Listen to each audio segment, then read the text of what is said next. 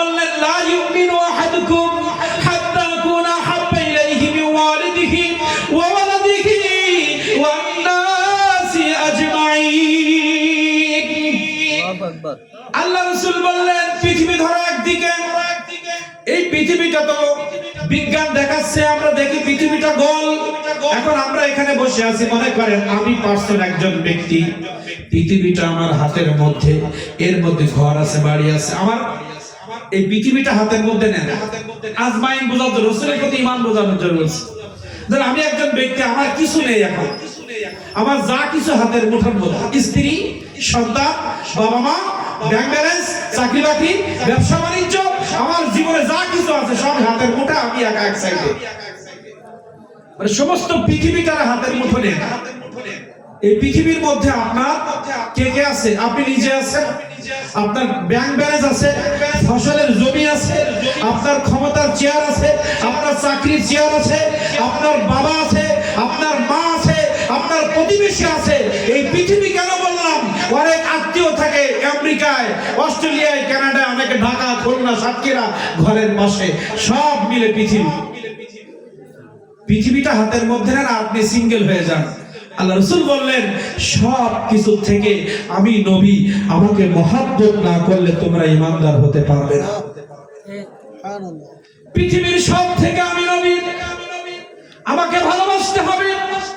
এখন পৃথিবীর মধ্যে আমাদের সম্পদ আছে, বাড়ি আছে, গাড়ি আছে, ব্যাংক ব্যালেন্স আছে, চাকরি আছে, ইমামতি আছে, মুয়াজ্জিন আছে। কেউ খাদেমগিরি করে রিজিক উপার্জন করে, কেউ ইমামতি করে রিজিক উপার্জন করে, কেউ খতিবগিরি করে টাকা পয়সা উপার্জন করে, রিজিক উপার্জন করে, কেউ ব্যবসা করে, চাকরি করে, রিজিক অন্বেষণ করে। কারণ বাবা আছে, কারণ নাই, কারণ মা আছে, কারণ নাই, সন্তান আছে, প্রতিবেশী আছে, শ্বশুর আছে, শাশুড়ি আছে, চাচা আছে, চাচি আছে, খালা আছে, খালু আছে, ফুফা আছে, ফুফি আছে, কারো চারটা বউ আছে, কারো একটা আছে, দুইটা আছে। সব কিছু এক মুঠোর মধ্যে রাখেন। এই সব কিছু থেকে আমার নবীকে এক জায়গায় করেন। আপনার জীবনের সবকিছুকে এক মুঠায় নেন, আরেক মুঠোর মধ্যে আমার নবীকে নেন। আল্লাহ রাসূল বললেন এই সব একদিকে, আমি একদিকে, এই সব কিছুকে পিছে ফেলে আমার নবী, আমাকে মহব্বত করার নাম হচ্ছে ঈমান। সুবহানাল্লাহ। আমাদের ঈমানের চাবিকাঠি আমার নবীর কাছে। নবীর মহব্বত না করলে আপনার আমার জীবনের সম্পদের কোনো মূল্য নাই। আমার সম্পদ ওই অর্জন করে, ওই সম্পদ দানের মাধ্যমে, সম্পদ ব্যয় করার মাধ্যমে জান্নাতি হব তখন, ওই সম্পদটা এই রাসূলের প্রতি ঈমান এনে ব্যয় করব যখন।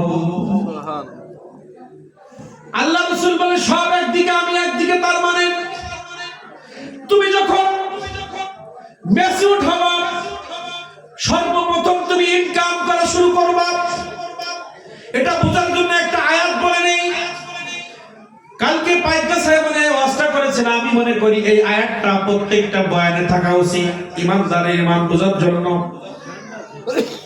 আল্লাহ রাব্বুল আলামিন বললেন কুল, হে নবী আপনি বলেন, ইন যদি কুনতুম, পৃথিবীর মানুষগুলো যারা আমি আল্লাহ আমাকে বিশ্বাস করে, যারা আপনি নবী আপনাকে বিশ্বাস করে, যারা আসমানকে বিশ্বাস করে, জমিনকে বিশ্বাস করে, যারা তাকদীরকে বিশ্বাস করে, আখিরাতের মাঠকে বিশ্বাস করে, কবর জগৎকে যারা বিশ্বাস করে, আমি আল্লাহ আমাকে যারা বিশ্বাস করে, ওই মানুষগুলোকে কুল আপনি বলেন, ইন যদি কুনতুম, তারা চায়, তুহিব্বুনাল্লাহ, আসমান আমি সৃষ্টি করেছি তারা বুঝে ফেলেছে, জমিন আমার সেটাও তারা বুঝে ফেলেছে, সূর্য আমি সৃষ্টি করেছি এটাও তারা বুঝে ফেলেছে, চন্দ্র আমি সৃষ্টি করেছি এটাও তারা বুঝে ফেলেছে, কবরের আযাব আছে এটাও তারা বুঝে নিয়েছে, আখিরাতের মাঠে দাঁড়িয়ে আমি আল্লাহ আমার সামনে হিসাব না দেওয়া পর্যন্ত কেউ জান্নাত জাহান্নাম কোনটাই নয় এটাও তারা বুঝে ফেলেছে, আমি আল্লাহ আমার গুনাহ করা লাগবে এটা তারা বুঝে ফেলেছে, আমি আল্লাহ আমাকে এখন ভালোবাসা ছাড়া কোনো উপায় নাই। তারা যদি দাবি করে আমি আল্লাহ আমাকে তারা ভালোবাসবে, আপনি বলে দিন আমার প্রতি ভালোবাসা এটা স্বীকৃতি পাবে তখন আপনি নবী আপনাকে মহব্বত ইত্তেবা করবে যখন। ইন কুনতুম তুহিব্বুনাল্লাহ, কেউ যদি আমি আল্লাহ আমাকে ভালোবাসতে চায়, ফাত্তাবিউ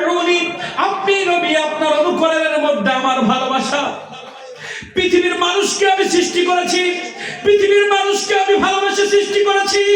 পৃথিবীর মানুষের প্রতি আমার অনেক মায়া রয়েছে, পৃথিবীর মানুষের প্রতি আমার দয়া রয়েছে, পৃথিবীর মানুষের প্রতি আমার মায়া মহব্বত রয়েছে।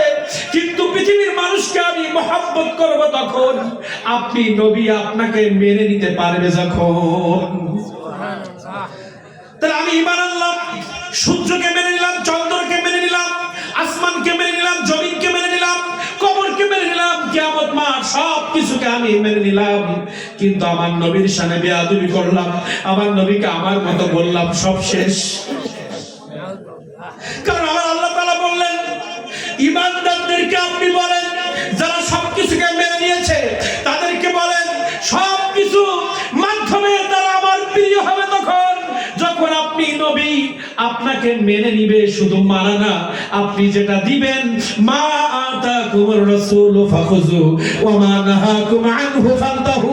আপনি নবী যা দিবেন নিবে খুশি মনে, আপনি যেটাকে নিষেধ করবেন খুশি মনে সেটা থেকে বিরত থাকবে।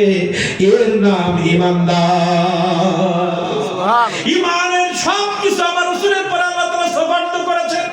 ফাত্তাবিউনি, যদি আপনার ইত্তেবা করে, আপনার সুন্নাতের গোলামি করে, ইউহিব্বুকুমুল্লাহ, আমি তাদেরকে ভালোবেসে ফেলবো। আর আমি আল্লাহ যখন কোন বান্দার প্রতি ভালোবাসার দৃষ্টি দিব, ওয়ায়াগফির লাকুম, আমি তাদের জীবনের সব, ওয়ায়াগফির লাকুম, যারাই আপনাকে মানবে সবাইকে মাফ করে দিব। ওয়ায়াগফির লাকুম যুনুবাকুম, এই যুনুবাকুম মানে যত পাপ তাদের জীবনের খাতার মধ্যে রয়ে গেছে সমস্ত খাতার পাপগুলোকে মুছে আমি সাদা বানিয়ে দিব।